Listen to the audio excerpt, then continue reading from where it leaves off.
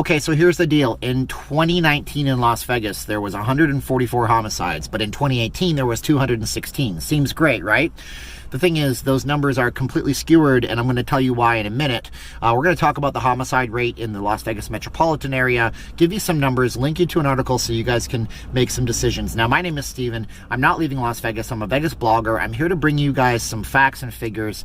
I'm going to try to not get opinionated because, to me, it's critical thinking. I want to lead you guys to a place where you can make some decisions on your own because we're all smart adults that are watching these videos, and we don't need somebody telling us what to think like the news media does all the time.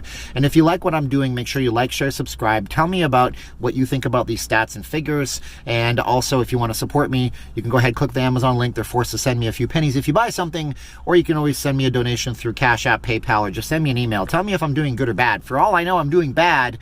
But see, these numbers look like we're doing good, but they could be doing bad, so whatever.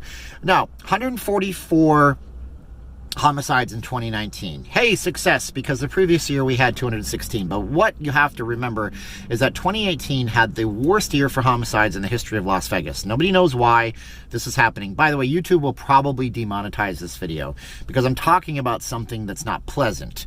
And God forbid we talk about something that's not unpleasant. You know, we all can't talk about Jimmy Kimmel Live and things on YouTube.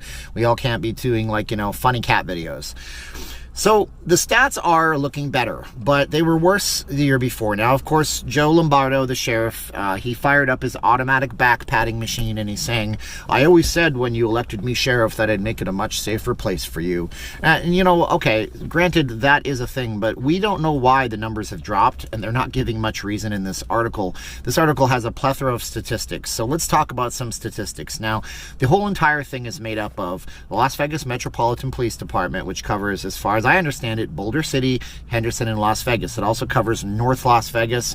North Las Vegas has its own separate police department, and those stats come from there. Now, North Las Vegas is the only ones that cover police-related homicides, so Metro doesn't include those, and police-related homicides in Henderson are the highest that they've ever been for whatever reason, so that's something to take into account too. In terms of solvability, crimes that are solved, 80% of all of these homicides in Las Vegas have been solved.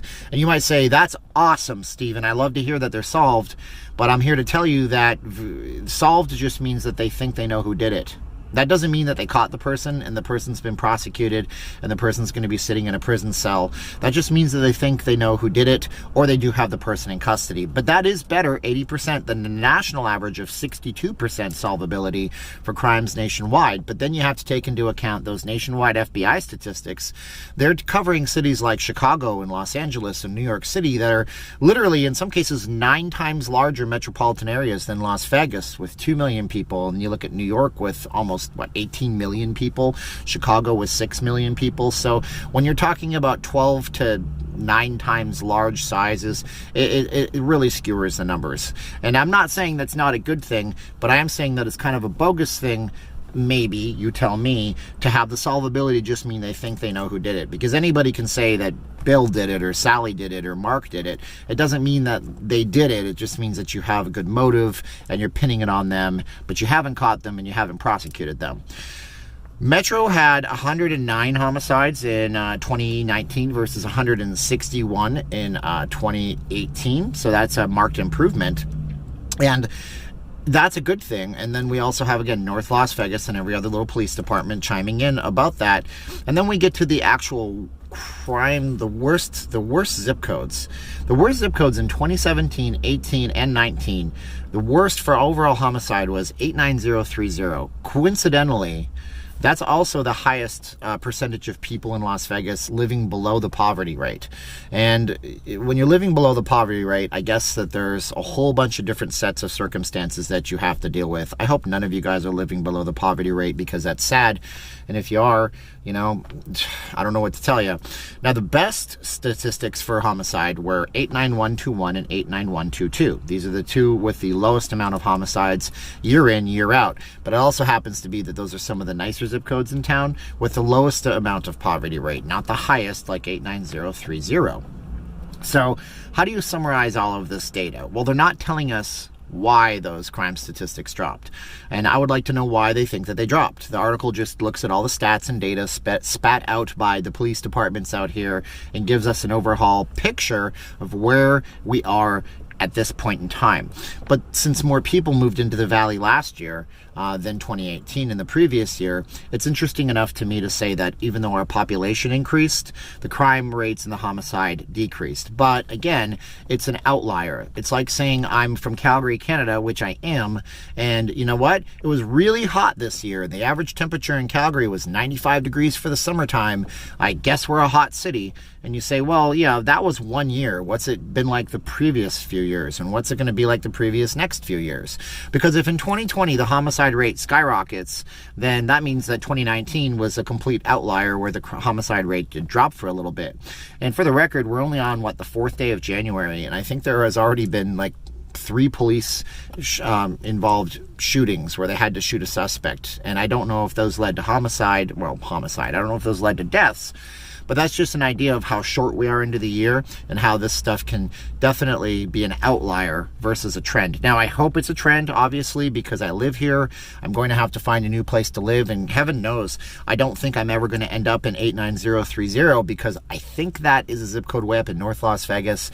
I tend to try to stay closer to the Strip. So here are some tips for you guys if you're moving to Las Vegas.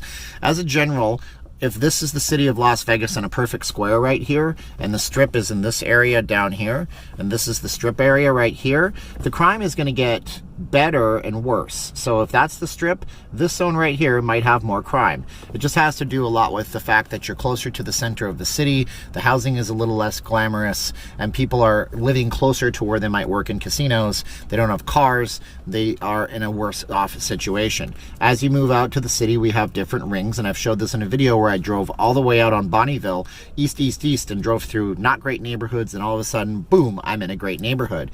And those neighborhoods are on the outliers of the city. Once again, that shouldn't really surprise you, because the further you have to live away from work, the more chances you have a car, the better chances you are you're living on the top of a hill, the better the chances are the real estate is nicer. So the nicer areas are going to be out here. Now, I live somewhere around in between, and I like it that way, because if my car ever did blow up and explode, I could always hop on a bus and be at work in 10 minutes, or I could literally walk to work depending on the weather and be there in 45 minutes. And I'm not against walking. I'm from a city where, you know, everybody walks. Canadians don't own cars at the same percentage rate as Americans do.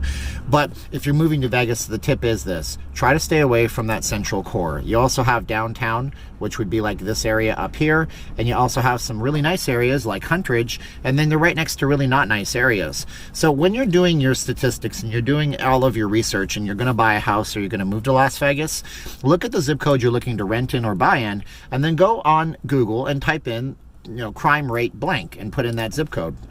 Realtors cannot legally tell you about the crime rates in areas because there's too much of a draw for them to lie to you about the crime rates. So if they're going to want to get a sale, they're of course going to tell you, oh no, 89030 is a great neighborhood. We have very low crime rates, very low poverty, and they could lie to you, and now they're breaking the realtor code of ethics. So do your independent research. These are some homicide statistics for 2019 versus 2018. Whatever will happen in 2020, we'll have to revisit in a year's time from now.